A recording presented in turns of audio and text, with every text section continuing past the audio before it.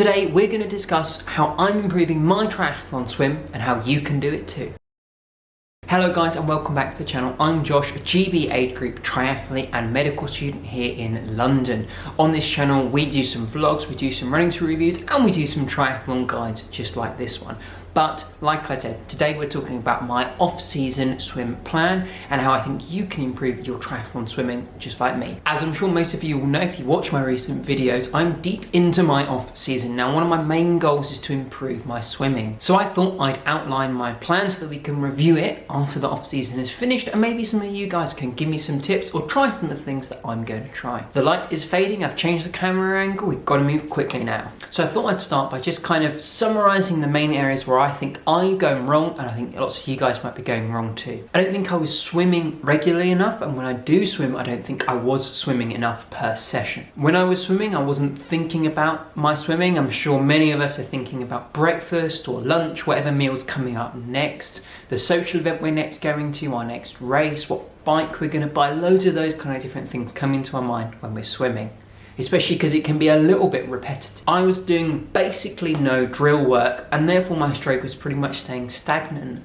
every week. And then finally, to kind of sum up all of these ones, I just wasn't swimming at different paces. I was always swimming at exactly the same pace, regardless of the length of the interval that I was doing. If you're guilty of any of these kind of mistakes when it comes to swim training, then leave me down in a comment or let me know what kind of mistakes you guys make too. But how are we going to fix these mistakes? Well, I've got a few ideas for that. For the past couple of weeks, I've been swimming significantly more frequently. I've gone from 2 or 3 times a week up to 5 times a week, and I'm aiming to not miss more than 2 days of swimming in a row to really keep up that frequency and really hone in that good technique, which is so key for swimming when compared to other things like cycling, for instance. And I feel like you can swim more than maybe running or cycling because you're less likely to get injured. You're not putting as much impact, especially when compared to running. And then at each swim, I'm improving the volume. So before, I was generally doing about 1800 to 2.2k. Now I'm aiming for 3k in every single swim, and I'm splitting that up into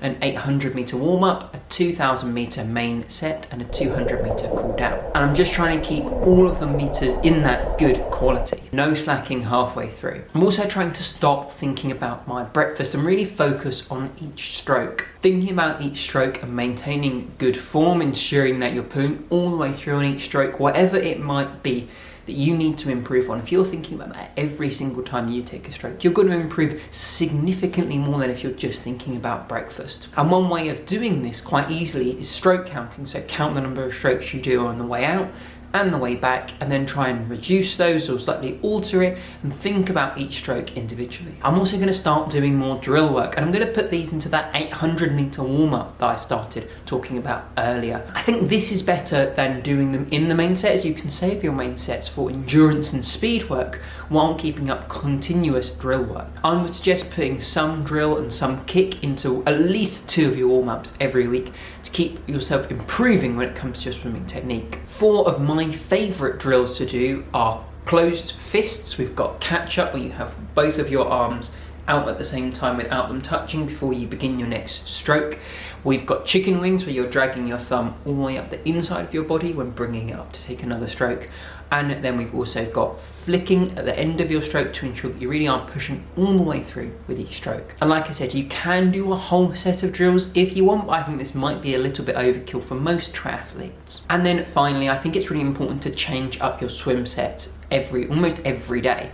Swimming the same set over and over again is going to get you really comfortable at one speed, but you're not going to be very good at following surges or keeping steady if the pace isn't necessarily as fast as you thought it might be. I would change up the distance of the intervals you do, the speed you do different intervals almost every day to keep you both engaged, which will help you think about your individual strokes more, and also to ensure that you do have that range of speeds when it comes to race day. Personally, I do anything from 25 or 50 meters all the way up to 500 meters, or my once a week 2k continuous main set swim to really do that really long endurance that you're going to need in a triathlon. And as part of this, try and swim with better people. Make sure you're following the feet of people when they are swimming slightly faster than you.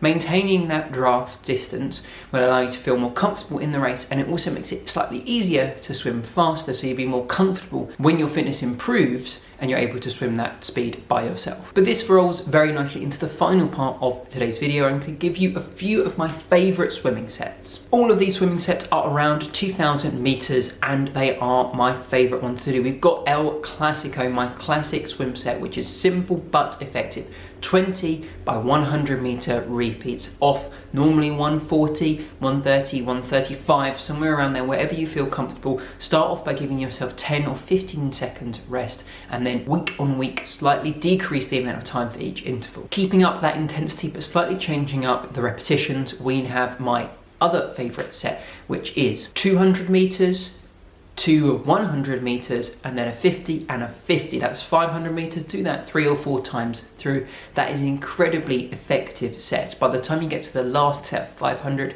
you will absolutely be dying, but it'll be excellent training. To really chop and change it up, we've got one of my favourite sets, which is the big and the small set. The big one is 400 and then 4 100s, 300, 3 100s, 200, 2 100, a 100 and a 100. This is really good because you're going from those shorter 100 intervals back up to a longer interval. It really will make you work and try and maintain the same pace throughout. When it comes to longer intervals, I recommend things like 400 metres or 500 metres at least once a week, and then try and get in a straight 1500 or 2k set every once week or every other week, simply to make sure that you're ready for it on the triathlon day. So those are some of my favourite swim sets. Make sure you're doing at least a few of these every single week. Make sure all of the intervals are really effective, that you're focusing on your stroke, you're trying to swim with faster people, and that you are putting your full effort into every one. So that's it. That's my plan of how to improve my swimming this triathlon off season. If you've got any recommendations of sets or things you need to improve on, or mistakes that you might be making, leave them down in the comments and I'll try and get back to every single one. I hope you've enjoyed this video. On screen now is my general triathlon off-season video, plus that little button to subscribe, which I greatly appreciate. Thank you for watching, and I'll see you in the next one.